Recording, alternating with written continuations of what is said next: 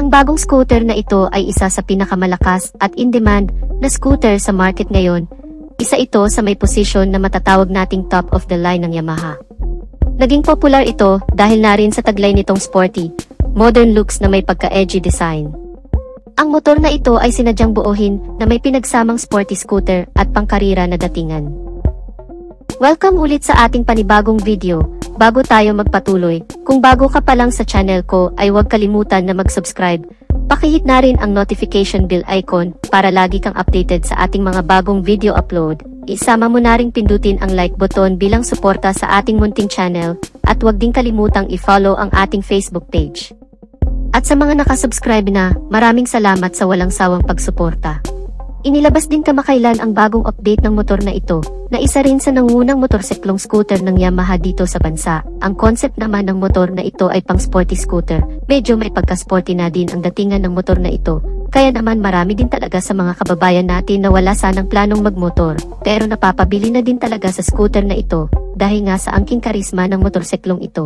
Ngayong 2024 ay inilabas ang bagong modelo ng Yamaha Aerox na kung mapapansin agad natin ay may pagbabago naman talaga ang external design.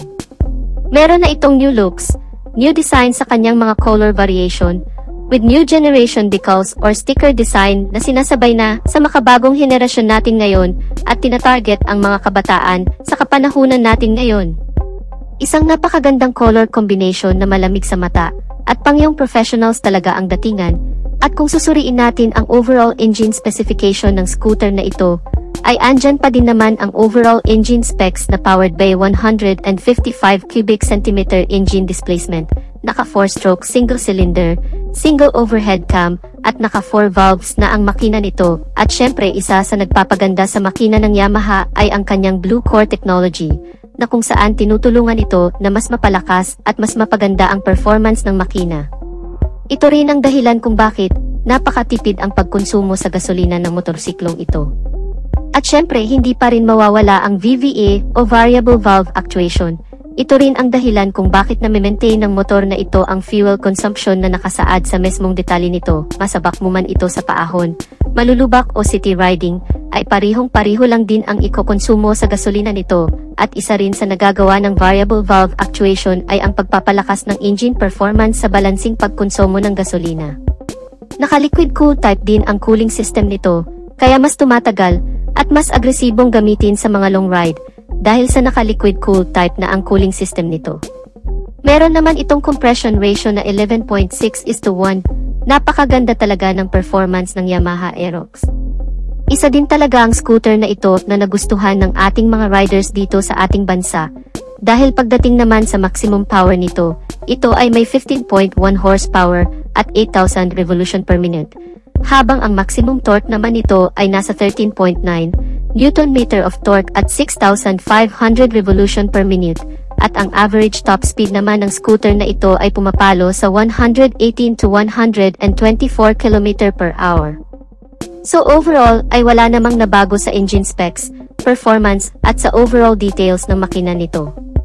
At bukod pa dyan, ito rin ay may fuel tank capacity na 5.5 liters na kayang kumonsumo ang 1 litro ng gasolina sa 40 to 45 kilometers. At para naman sa iba pang features ng scooter na ito, pagdating sa kanyang braking system, ay naka-drum brake sa likod at naka-single disc with piston caliper naman sa unahan at equipped ito ng anti-lock braking system. Regarding naman sa lighting system nito, from headlight, daytime running light at brake light, ay naka-LED na lahat, maliban na lang sa turn signal lights nito na naka-bulb type pa lang. Napakaganda din ng instrument cluster nito, napakalinaw, at napakaliwanag kahit pa sa matirik na araw. Kompleto din sa impormasyon na kailangan mong makita sa cluster, like engine check warning, mga indicators, speedometer, full level, idling stop system, dahil equipped na rin ang motor na ito ng ganitong feature na kung saan ay kusa nang namamatay ang makina kapag ka nakatigid ang motor sa loob ng 3 seconds, at kusa naman din itong aandar kapag ipihit na muli ang silinyador. Syempre ang pinaka-purpose nito ay para mas makatipid pa sa fuel consumption. At syempre nariyan pa din naman ang Yamaha Connect System, Bukod pa dyan ay merong USB charging port na din ang scooter na ito at side stand engine cut-off switch. Andyan din ang keyless system na kung saan ay very secured na din talaga sa kung may magbabalak na nakawin ang motor. Dahil hindi ito basta-basta mapapagana ang ignition kapag wala ang remote o transmitter key sa mas malapit na part na kung saan madetect ng scooter na ito. Mapunta naman tayo sa kanyang suspensions. Naka-telescopic fork ang suspension nito sa unahan at naka-dual shock absorber naman ang sa likod. Naka-alloy wheel mags na rin ito. Ang sukat naman ng kanyang gulong ay 110/80R14 sa harap, 140/70R14 naman sa likod at naka-tubeless na rin ang tire ng scooter na ito. Napakalawak din ang underseat compartment nito na merong 24.5 liters of capacity na kasyang-kasya ang full face na helmet. Meron din mga small front pocket ito na pwedeng paglagyan ng maliliit na bagay. Napaka-comfortable na din ang posture mo sa scooter na ito dahil nakadesenyo talaga ito para sa comfort riding with its very wide comfortable seat at mahabang footboard para pwede mong i-reposition ang mga paa mo habang naglo-long ride. Overall, wala naman talagang nabagong engine specs and feature ng scooter na ito.